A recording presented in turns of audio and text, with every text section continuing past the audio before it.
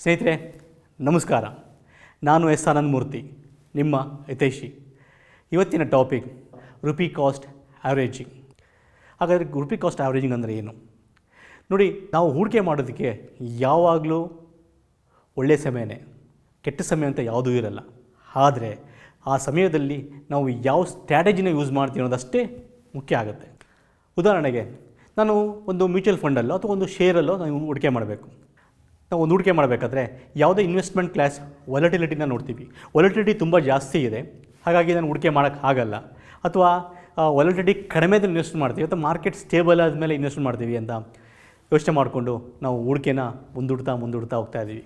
ಆದರೆ ನಮ್ಮ ಸ್ಟ್ರಾಟಜಿ ಕರೆಕ್ಟಾಗಿದ್ದರೆ ಈ ವಾಲಟಿಲಿಟಿ ಮಾರ್ಕೆಟಲ್ಲೂ ಸಹ ನಮ್ಮ ಹೂಡಿಕೆ ವ್ಯವಸ್ಥಿತವಾಗಿ ಮಾಡ್ಬೋದು ಸ್ನೇಹಿತರೆ. ಅದು ಹೇಗೆ ಅಂದರೆ, ಉದಾಹರಣೆ ಒಂದು ತಗೊಳ್ಳೋಣ. ಸೊ ನಾವು ಪ್ರತಿ ತಿಂಗಳು ಅಂದರೆ ಜನವರಿಯಿಂದ ಡಿಸೆಂಬರ್ ತನಕ ನನ್ನ ಇನ್ವೆಸ್ಟ್ಮೆಂಟ್ ಅಷ್ಟೇ ಇರುತ್ತೆ. ಪ್ರತಿ ತಿಂಗಳು ಅಂದರೆ ಈಗ ಜನವರಿಲಿ ₹3,000 ಹೂಡಿಕೆ ಮಾಡ್ತೀನಿ, February, March, April, May, June, July, August, September, October, November, December ಪ್ರತಿ ತಿಂಗಳು ತಿಂಗಳ 10ನೇ ತಾರೀಕು ನಾನು ₹3,000 ಹೂಡಿಕೆ ಮಾಡ್ತಾ ಹೋಗ್ತೀನಿ. ಮಾರ್ಕೆಟ್ ಮೇಲಿದ್ದಾಗ ನನಗೆ ಕಡಿಮೆ ಯೂನಿಟ್ ಸಿಗುತ್ತೆ.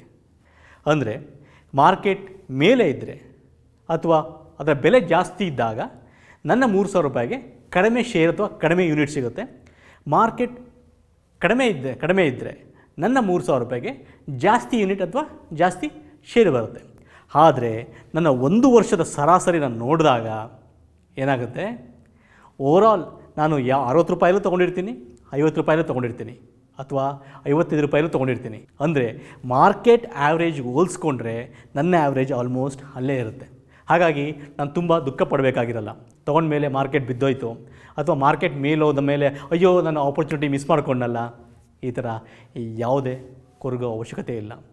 ಶಿಸ್ತುಬದ್ಧವಾಗಿ ನಮ್ಮ ಹೂಡಿಕೆನ ನಾವು ನಿರ್ಧಾರ ಮಾಡಿದ್ರೆ ಯಶಸ್ಸು ಖಂಡಿತ ಸಾಧ್ಯ. ಇದು ರುಪಿ ಕಾಸ್ಟ್ ಆ್ಯಾವ್ರೇಜಿಂಗ್ನ ಮಹತ್ವ.